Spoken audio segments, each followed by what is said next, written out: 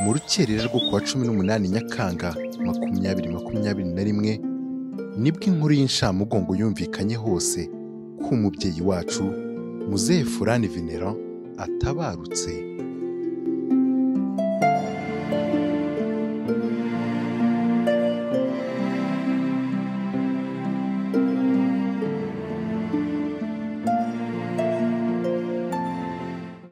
Ni umubyeyi wamenywe n'abantu benshi, abagize amahirwe yo kurerwa nawe, yaba abana be bwite ndetse n'abo yareze, abavandimwe n'inshuti, umuryango muto n'umugari ndetse n'abo yigishije mu mashuri anyuranye. Papa yari inshuti yanjye. Papa yari umubyeyi umba hafi cyane kandi nanjye nagira ubuntu bwo kumuba hafi. Banyeretse urukundo, yanyigishije urukundo, yatureze mu rukundo. Furani yarangwaga n'urukundo rwinshi, akunda abantu bose, abanza akunda umuryango, akunda inshuti, akunda abavandimwe. N'ikimenyimenyi uko wasanga buri gihe mu rugo rwe huzuye abana, abo yareze, abavuzaga bamusanga kubera ko yabigishije neza, abazaga ari inshuti z'umuryango, abazaga ari abana b'inshuti ze bakoranye hirya hino mu Masisi n'inaha mu Rwanda. Ikintu cyambabaje cyane si uko bagiye, no, papa na mama bakoze byose bagomba gukora, nta kintu bari basigaje cyo gukora. Ndi uwa nyuma muri uko ngana n'abana batatu. They have done it all. I told myself today I'm not gonna cry. No. Mama na papa hano bari ahantu heza. Icyo nshaka kubwira my siblings, don't cry. Papa yifuzaga uko mbyimagina, ntabwo ashaka ko turira, ntashaka ko tumuherekeza tubabaye agahinda kari in pain. Ashaka ko tumuherekeza twishimye, duseka, tuvuga ibyiza dukoreye, kuko papa ntabwo yifuza kubona umuntu ababaye, byaramwicaga cyane. When I think about Grandpa, I think about how he's always just a ray of sunshine. No matter what's going on, he always puts on a smile. He's always just wants us to laugh, to have a good time, even when he was going through the most at the hospital. Whenever I'd come to visit him in the morning, I could see that he was in pain, but he would laugh and greet me and try and speak to me. And he would always try and teach me like certain phrases in Kinyarwanda or in French. And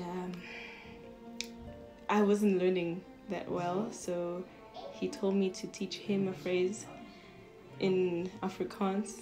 So every morning when I go to see him, he'd always say Goeiemorgen, and he'd like hold my hand, squeeze it tightly, and try and reassure me that he's okay. So I would do the same, even though I see him in pain. I would always make a joke or, you know, just talk about something else or just laugh with him.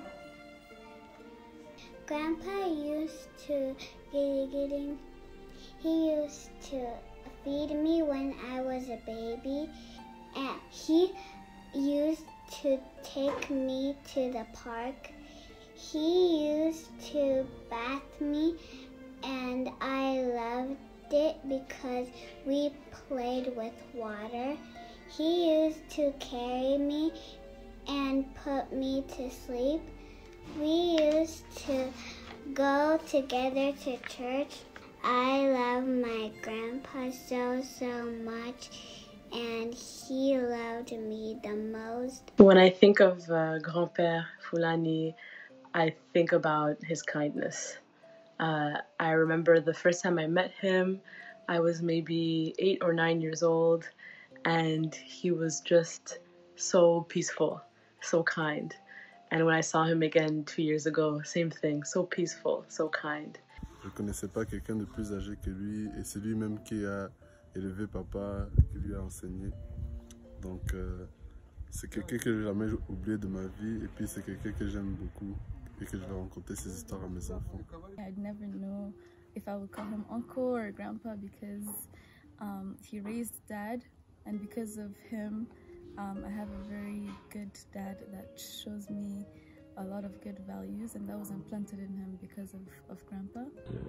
Il était le seul grand-père que j'ai connu, c'était mon grand-oncle, mais il était le seul de cette génération que j'ai pu connaître, avec qui j'ai pu communiquer, avec qui j'ai pu avoir des conversations assez profondes, même parfois, substantielles.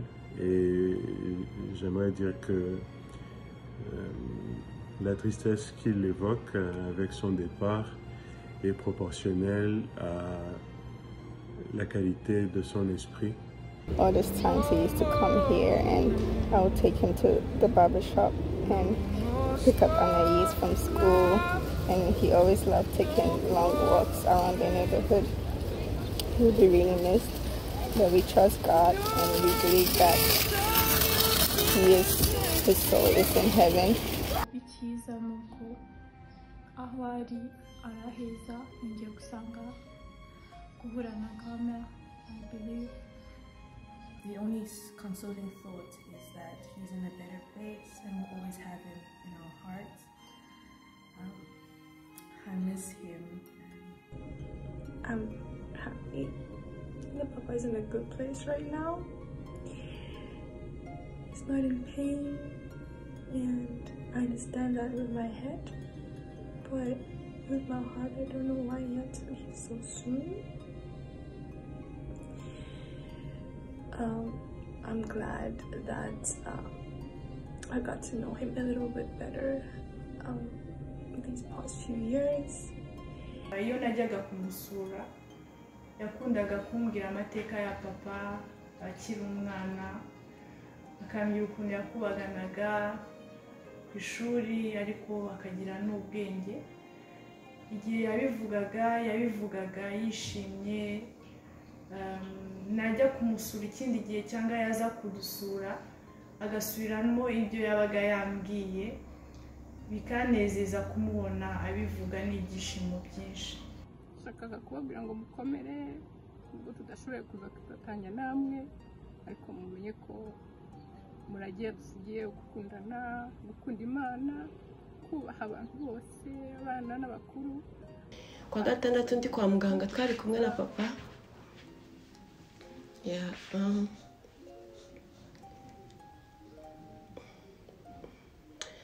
Ndimo ndamubaza uko ameze, ntabwo ubundi ntiyashoboraga no gufungura, ariko aragerageza, ngira ngo yagiraga ngo ashimishe. Arangije arambwira tumaze kurya, arambwira ngo nifate telefone, ngo arashaka ko tuvugana na mama. Ntabwo numvise icyo ashatse kumbwira.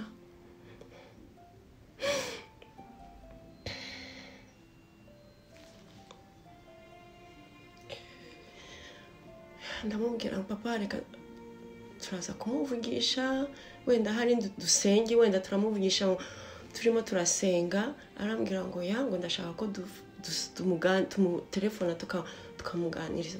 Ndavuga papa are you okay? Urumva umeze neza, nta kibazo. Arangije aramfata ku rutugu, arambwira ngo arashaka kubyuka ko tugataha mu rugo. Ndangije ndamubwira papa none ko harimo serumu kirimo, reka serumu nirangira ndahamagara doctor, hanyuma aze nyine agusezerere twitahire twigire mu rugo, then ukomeze nyine ufata imiti turi mu rugo niworoherwa tujye muri Amerika. Yambwiye ko ntabwo ntabwo ariko bimeze, ahambwira ngo ngoya ngo ndakeka ko serumu iri bushire ahubwo napfuye, niko yambwiye. Nahise ngira n'ubwoba, nagize ubwoba, mbibwira Feza arambwira ngo don't worry, nta kibazo, ngo buriya wenda hari stress cyangwa hari ibindi arimo aratekereza, ariko humura nta kibazo. Ubwo papa musiga kuri hospital mu gitondo, Feza araduhamagara tubwira ko byarangiye, ariko papa yari yabimbwiye ko ntashatse kubyumva. Furani Venera mwene Kamirindi Forodowari yavukiye hahoze hitwa Byumba muri 37. Yize amashuri abanza i Rulindo, naho ayisumbuye yiga Izaza. Akiyarangiza yahise ajya kwigisha Ibyumba kugera muri 60. Kubera amateka mabi yabaye mu gihugu cyacu, yahungiye muri Repubulika Iharanira Demokarasi ya Kongo. Muri icyo gihugu yigishije ahantu henshi: Mutongo, Nyabyondo, Masisi, Katale, Mahanga, Mihima na Kotoyi. Mu mwaka wa 3 primaire mfite imyaka 12, afite 10. Kuva mu mwaka wa 3 primaire kugeza turangiza wa 5 mu misiyoni ya Buhambe. Wa 6 twawize Rwamagana muri 51 turi kumwe, yari umuhanga Venera. Nanone umwaka ushize 5 tujyana kwiga hamwe Izaza, ishuri ry'abarimu, icyo gihe babyitaga École humanitaire. Furani uretse kuba tuva indimu mu muryango, twari n'inshuti cyane, kandi kubera gukundana no mu ishuri twaricaranaga, no muri dore twararyamanaga, twari ibitanda byari bimwe, ariko Furani yari umuhanga. Twarangije muri 56. Nanone tujyana mu misiyoni ya Buhambe turi kumwe. Afata wa 5 yigisha wa 5 nigisha wa 6. Nanone umwaka ushize kubera ubuhanga twari turi kumwe twembi tubifite, njye kwigisha ushinga wa 6 wa 7 muri École humanitaire, ishuri ryigisha abarimu, ansimbura mu wa 6. Muri 60 nibwo twavuye mu Rwanda duhunga Nyamata. Muri 60 nimwe tuje ngo mu Rwanda kugira ngo dutore umwami. Furani we twe tuyizera dushaka abana abakobwa twari twarasabye. Furani baramufata aramujyana Mutongo, nuko ariko abaho neza. Furani yigisha neza, baramukunda. Hanyuma umwaka ushize nibwo yaje aza Masisi, asaba kuva aho muri abo Banyanga, asanga mu Bahunde. Ariko Furani akaba umunyabwenge, Furani agakunda Imana cyane, Furani agasenga. Yabaga ari nawe ndetse wari ushinzwe ibyerekeye idini ku kigo twarimo Masisi. Aho yabaye hose, Muzehe Furani yaranzwe no kuba inyangamugayo kandi akundwa na bose. Abo babanye batanga ubuhamya. Umuntu wigeze kubeshya Furani yaramuhemukiye, kuko ikintu cyose bamubwiraga yacyemeraga, ntabwo yijyaga akeka yuko hari n'umuntu wanamubeshya. Muzehe Furani yari very innocent, umuntu ufite impuhwe, umuntu utarakara abantu, yari umunyamahoro mbega muri make. Yari afite ubunyangamugayo, wa mugabo utigeze na rimwe ukorera abantu nabi, utigeze na rimwe, utarigeze na rimwe ubona abantu bava ngo yakoze iki kibi, yakoze ikibi, ntacyo tuzi, ntitugeze tukibona. Ibi mvuga si amagambo avuga ubusanzwe iyo umuntu yitabye Imana. Ni ukuri kwambaye ubusa n'ikimenyimenyi. Furani yahawe inka nyinshi n'abo yabanaga nabo, cyangwa se ababyeyi b'abana yigishaga aho yabaye hose. yakundaga abana, yakundaga kwigisha, yari inshuti y'abantu bose. Furani yari cyane cyane yakundaga Imana. Furani muzi ari umunyabwenge, Furani muzi abana n'abantu cyane, Furani muzi akunda Imana cyane cyane. Niba agomba kuba ari mu ijoro Furani. Yari umukuru w'umuryango wacu mugari. Icyuho asize umuryango kuzacyuzuza biragoye, ariko turahari, tuzagerageza uko dushoboye. Ibirenge bye ni bigari cyane kugira ngo tubyuzuzuremo, twitware nk'uko yitwaraga, tube nk'uko yitwaraga. Byatumye abantu bose tumwibonamo nk'umukuru w'umuryango, biragoye. Ku kazi Furani yashimwaga cyane n'abamukuriye kubera gutsindisha abanyeshuri benshi n'ubumenyi yatangaga. Yafashije benshi, yigishije abana benshi. Muri abo bana kubera politike zagiye zihinduka, baza kujya muri politike mbi. Hari umutwe witwaga Magrivi wari ugamije gutsemba abatutsi muri za Masisi, ariko kuko yari yaragize neza, umwe muri abo bantu bari bayoboye n'iyo Magrivi yahaga papa amakuru. Ndibuka papa yari umuhuzabikorwa ndetse yarashinzwe sensibilisation na mobilisation mu gutwara abana mu gisirikare cy'inkotanyi. Abakongomani baza kumumenya, apana abakongomani, abanyarwanda b'abahutu bari barashinze iyo Magrivi baza kubimenya, bashaka kumwica, ariko yatabawe n'ubugira neza yariteganyirije, yari yarigishije abana benshi, ndetse bari bariyoboye muri iyo Magrivi. Imyitwarire n'imibanire ya Furani byari indashyikirwa, ari nabyo byatumaga akundwa n'abantu. Yashakanye na nyakwigendera Donatienne Cy'Ubugondo.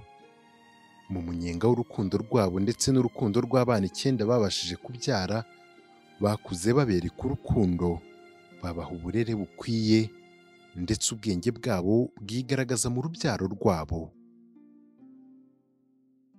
Iyi Imana iguhaye, Furani asize abana 9 n'abuzukuru 17, kandi nta cyakubuza gusakaza urukundo yakugabiye. Yarize abana benshi kandi abafata nk'abe, ku rwego byari bigoye gutandukanya we yabyaye mu nda n'abo yareze. Icyo nzi cyo nkura narizi ko ndi nk'umwana wa 20, ko nasanze inzu yuzuye, namenye ubwenge mbona abantu benshi bari muhira. Maze gukura niko kundi umuntu amenya ngo harya uruwa kabiri, nkabimenya, ariko ubundi nari mu bantu benshi, kandi bamwe abavandimwe, abandi inshuti, abandi yagiye afasha, bakaza mu rugo tugakurana, ukagira ngo muravukana. Hari uncle wanjye umwe witwa John, namenye ko ari murumuna wa papa, ndi mukuru, ndi muri high school hano mu Rwanda, kuko nawe yitaga papa, mama. So ntabwo nari nzi ko ari murumuna we, ahubwo nari nzi ko ari we firstborn wo muri famille.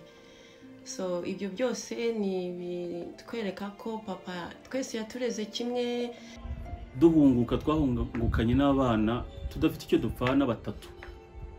Muri ubwo buhunzi bukomeye, muri iyo hari itameze neza, ariko papa yaravuze ati abana ntabwo ndibasiga imusozi, ntabwo ndibasiga ku gasi, ahubwo ndabazana mu Rwanda, bazana inaha. Uyu munsi nta bagabo n'abadamu bakomeye. Papa mu buhungiro, nduzi ko twari dutashye duhungutse, yakomeje ibike yari afite, ndetse na wa mutima yakomeje kwegeranya umuryango, kwegeranya abana. Ntabwo ndi umwana wa 8, ariko sinzi ngo ndi wakangaye. Ndi umwana wa 8 mu nda ye, ariko mu bana papa yareze, cyangwa nzi yuko yareze nk'abana be, ntabwo nzi umubare ngo ndi wakangaye. Nuko twabayeho, nuko twarezwe kurinda aho tubaye abagabo. Ndibuka aza kumfata mu rugo, nari mfite imyaka 5, nkiri muto cyane. Ampitamo mu bandi bana, ansaba mu rugo ko twajyana. Icyo gihe yabaga muri Congo, njyewe mba Uganda. afata nkiri muto turajyana njya kuba umwana we.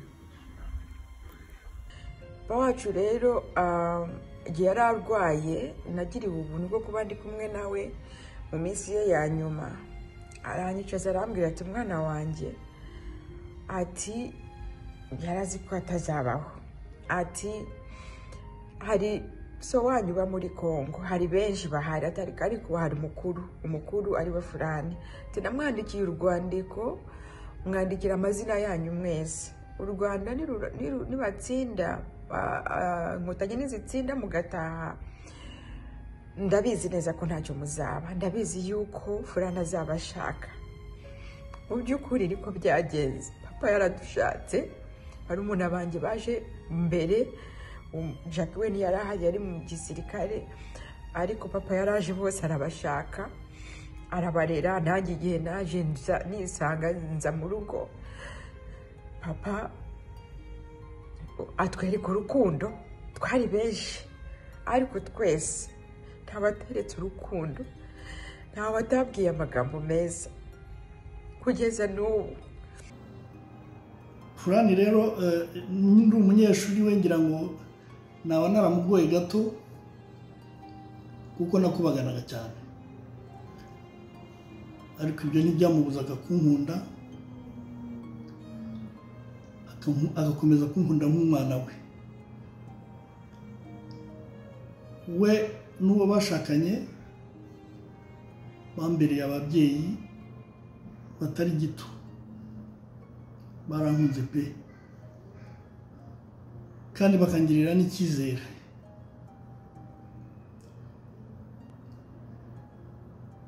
Hanyuma maze kuba umugabo bakomeje kungirira icyizere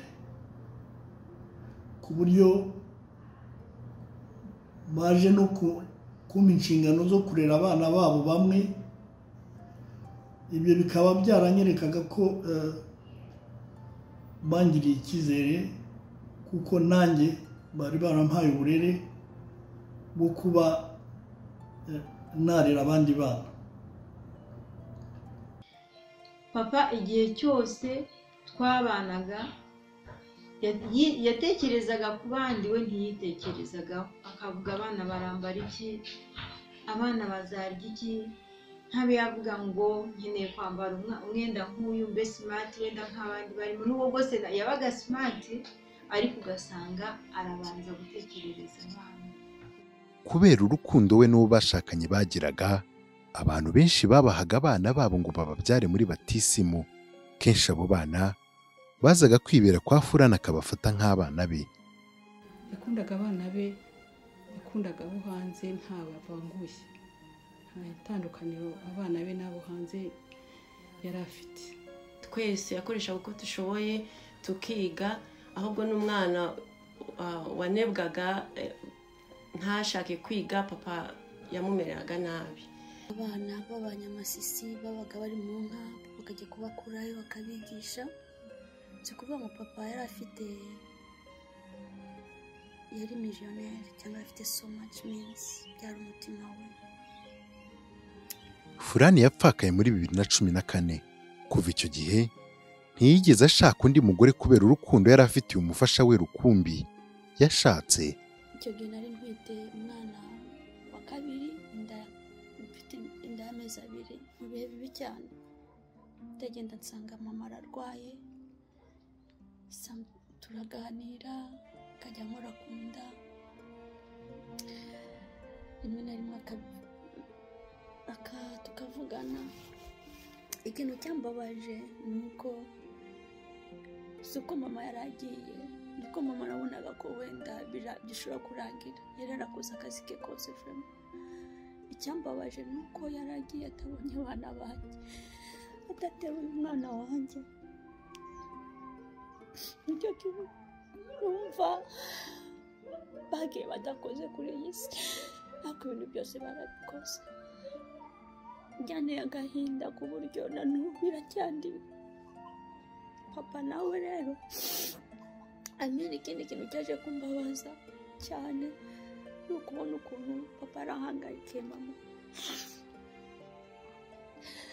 twagendaga ku bitaro papa yagendaga saa 12 akagaruka indi saa 12 tumwinginga ngo atahe yakombye no ku bushake bwiwe yashaka no kurara mu bitaro bavuga banange umuntu mama naramuka agiye papa za survivinga.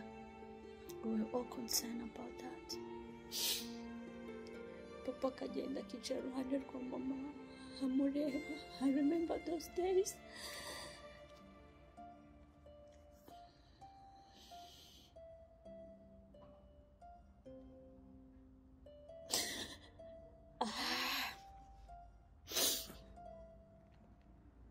Barakundanaga.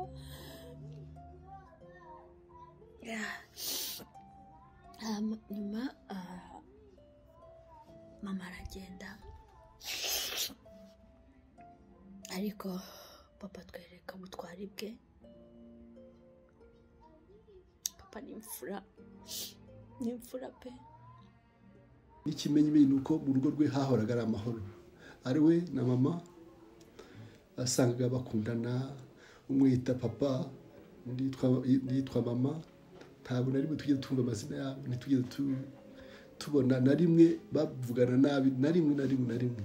Icyo ni ikimenyimenyi kigaragaza ko yari afite ubumuntu, yari afite yakundaga umuryango. Umubyeyi wacu ashoje urugendo, ese asize iki Musozi? Mu baturanyi abo babanye kuva ibyumba muri Kongo ndetse n'ahatabarutse atuye ku Kicukiro bamuvuga neza, kandi ntibatinya kuvuga ko ari igihombo kuba babuze umuntu w'inararibonye nka Fulani. Yakoze ibintu byinshi, yabaye inshuti z'abantu bose, abaturanyi, aho yagiye hose papa bamuvuga neza, nabo ntarinzi n'ahantu hose yaciye, ahantu agiye hose aba bavuga amateka ya papa, bamuvuga neza, bamuvuga ibintu yabakoreye. Hamwe yari umunzi, ahandi yakoraga mu kagari, ahandi yari mu muryango, akorera umuryango, byose akabikora neza, abantu bakamukunda. Nta birori by'umuryango we mugari wamutumiraga wese, Fulani yabyitabiraga. Mu bihe by'ibyago ahantu hose Fulani yabaga hari, ndetse akanatwibutsa twese, bamenye ibyabaye kwa kanaka, bamenye ko hari ubukwe, bamenye ko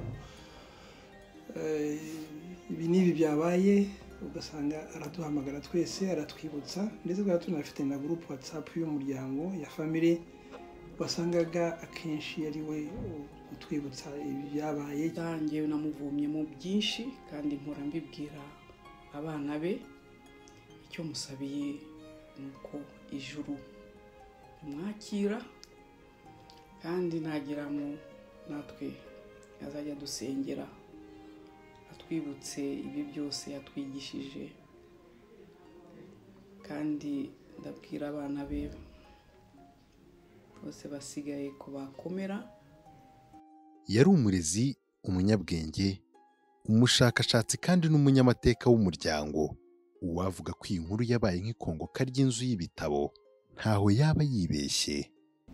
Njye n'undi mugenzi wanjye witwa Vincent Ryamugema twaje aha turandika. Ubu ibijyanye n'umuryango byose turabifite, ariko hari aho ugera ubu ukavuga uti none nzabaza nde. Hari icyuho rero kijyanye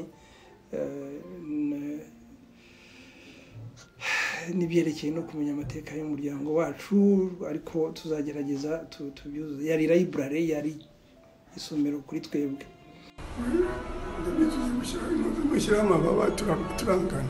Muvandimwe kandi mubyeyi Fulani, Imana iguhamagaye n'umuryango wacu kigukeneye. Wari umubyeyi wacu twese ndetse n'inkingi y'umuryango mugari. Twakwigiraho byinshi nk'umuryango. Turi hano ngo tuguhe ubutumwa buri ku mitima yacu ishenguwe, nuko utakiri kumwe natwe mbona nkubone. Watureze neza twese, twarakuze, none mukuru wanjye kandi data, njyewe usigaye mukuru mu bahungu, mfite inshingano nyinshi. inshingano yo kumenya abana guhera kuri Felix, Philbert, Feza, Felicissima, Frasma, Feri, Kabeza na Mutoni. Nzababa hafi kuko ngomba gutera ikintu cyawe nkabamenya, kandi nzagerageza gukora icyo nshoboye cyose. Gusa sinageza hawe, ariko nzagerageza gukora icyo nshoboye kose kugira ngo bagereho, bamenye, tuganire, tujye inama, kandi dufate imico yawe, tugerageze tugukurikize. Umubyeyi mwiza warakoze, sinabona uko ngushimira, ariko sinshidikanya ko wageze mu ijuru kandi ko wasanzeyo mama. Nsigaranye agahinda uba ntarabashije kukurwaza, gashengurwa nuko ntagusezeyeho bwa nyuma. Burya bwose uvugisha ku wa kane wanshyiraga amarenga umbwira ngo hobe nsengera rozari, ese yumbwira ko ugiye. Amarenga yawe papa narayabonye, papa ndabyibuka nkarira. Ubwo niko Imana yabishatse. Uburwayi bwa papa bwaranshuse cyane ku buryo ntabwo nabashije kububyakira. Maze kumenya uko arwaye, maze kumenya ahari arimo, ntabwo nabyakiriye. Ari nayo mpamvu ushobora kuba wenda harabayo no kuba wenda umubiri wanjye waracitse intege cyane, kuko natekereje kuri papa cyane. Mu bintu byambabaje nuko papa ntamuherekeje ngo ndebe kugenda kwe, ariko papa aho arishimye kuko yarwajwe n'abana be, arwazwa n'abarumuna be, arwazwa n'umuryango uramushyigikira, umuba hafi. Aho ari n'ubu ngubu baramushyigikiye, kandi n'ubu aho ari ndabizi ko anezerewe ko papa ari mu ijuru. Papa hari ibimenyetso nka bibiri binyereka ko papa ari mu ijuru kandi yarikoreye. Abenshi turikorera mu magambo, abenshi turikorera mu byo tuvuga, ariko papa yikoreye mu bikorwa, kandi ibikorwa ntibisaza.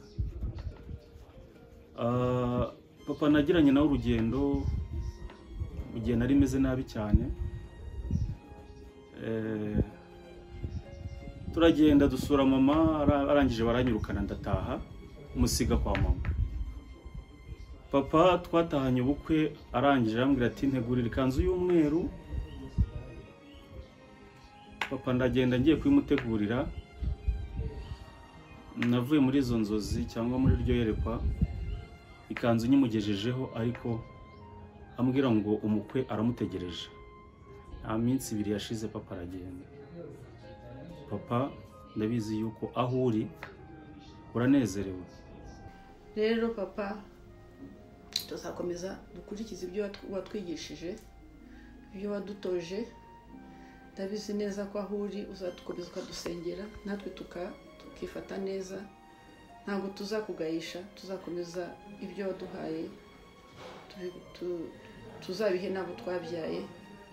Dukomeze urukundo nk'uko uruturaze ubu, turuzahoreho, kandi nkwemeje yuko bizakomeza, bitazahagararira ahangaha. Ugiye mu by'ukuri maze kumenya agaciro ko kuba umubyeyi, wambereye inshuti nyayo. Nzagerageza kuba nabaho nk'uko wabaye umubyeyi, nicyo cyonyine. Kandi nanone nubwo bibabaje, nzagerageza celebrate ubuzima bwawe. ndizera ko aho uri muri iki gihe ari heza kandi wakiriwe na mama, kuko mwese mwari abakirisitu, mwaranzwe n'urukundo, murangwa no gusenga, murangwa no gukunda no gutoza abana mwabyaye urukundo rudasanzwe.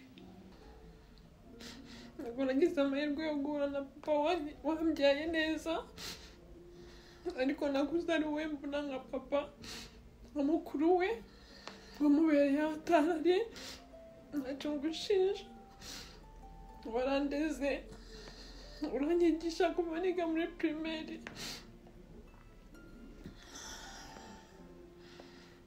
kugeza aho nshingiye. Papa warakoze cyane, sinzi icyo nakubwira, ariko ndizeye ko urimo urabibona ukuntu byonyine numva ameze muri njyewe. Biragoye kukuvuga, wari mugari cyane, gusa tuzakwibuka cyane, tuzakwibuka ku bufura bwawe, tuzakwibuka ku nyangamugayo bwawe, tuzakwibuka ku byiza wakoreye umuryango. Like, I can remember you trying to teach me how to count to 10 in kindergarten, not even, and struggling with the numbers. Like trying to teach me different names for different body parts, and you have to repeat all the time because I couldn't get it. I will always keep my memories when you came to visit me. I'm so sad that I'm of the news. And I'll always remember how we shared the love of football together. And I'll always keep your name proud. You're my nemesis. And look, I have a jersey for you. I promise I'll keep your name proud.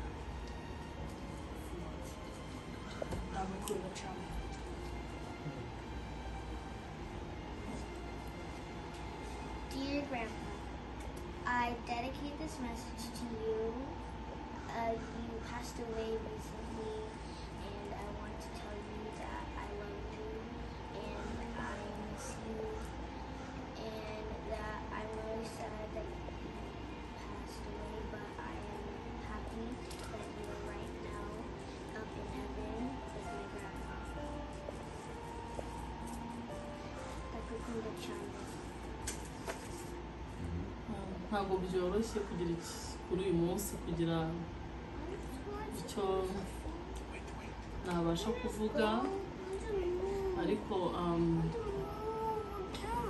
papa ntabwo byoroshye kubyakira kutakiri hano. Iminsi yose iyo ndi kureba ifoto ntabwo niyumvisha kutakiri kumwe natwe, gusa icyo twizera ni uko uri ahantu heza, wari imfura cyane, twakwigiyeho byinshi, warakoze kutubera umubyeyi mwiza. Njyewe nongeye kubona umubyeyi, nongeye kubona papa.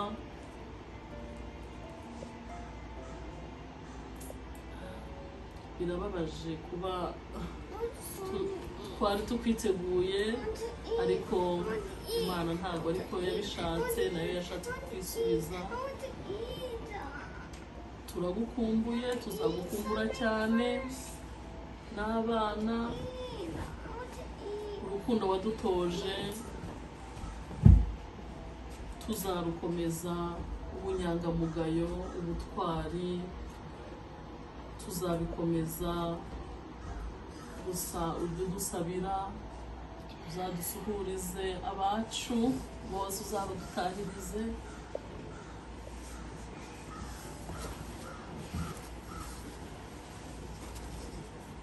Igihe nk'iki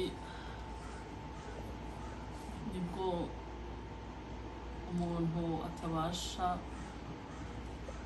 kumva ko nawe ugiye, wowe mubyeyi twari dusigaranye. Ubu nyine nibwo twongeye nanone kuba imfubyi, ariko ndashima Imana ku bwawe, ndashima Imana ku bw'igihe twamaranye, njyewe ku bwanjye ku giti cyanjye. wambereye umubyeyi mwiza nta kintu na kimwe nigeze mbura wageraga mu rugo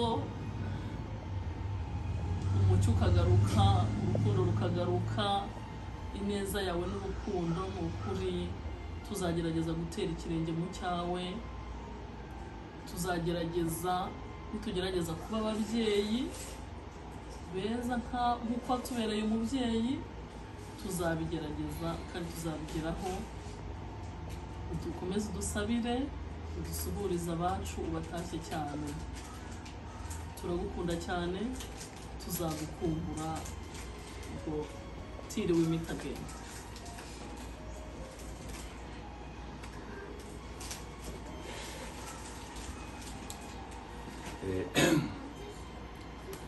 papa kuvuga ntabwo biba byoroshye ariko tugomba kwihangana nta kundi turagushimira ukuntu watubaye hafi watureze neza cyane wagiraga urukundo rwinshi cyane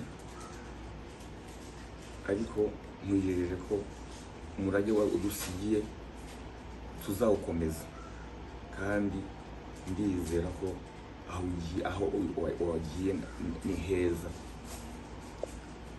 tukwijejeje ubufatanye urukundo kandi papa turagukunda mwijejeje ko nzahakubera barumuna banjye bose nzagerageza shimangire kiriya kintu wadutoje cy'urukundo